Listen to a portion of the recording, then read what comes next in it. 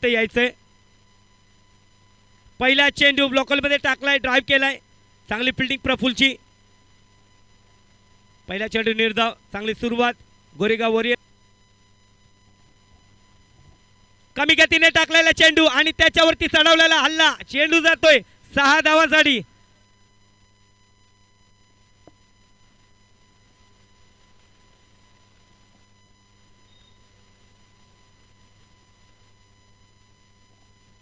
अशा प्रकारचे चेंडू तुम्ही टाकू शकत नाही हुजेरला.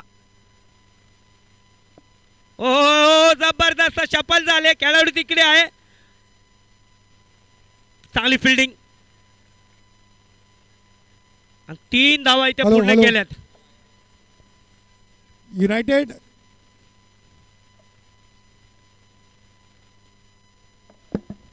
पहिला चेंडू इकडे फिरकावून दिलाय आणि चेंडू फरार होतोय. जबरदस्त चोक.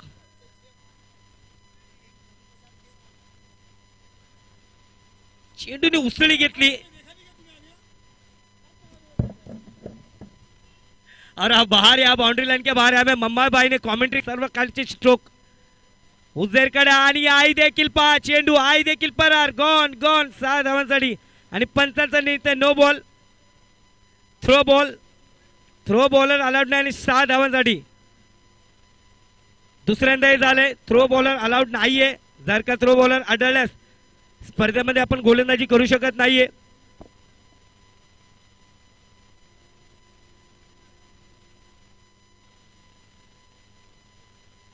फ्रीडची संधी आणि हाय देखील चेंडू पाठवलाय.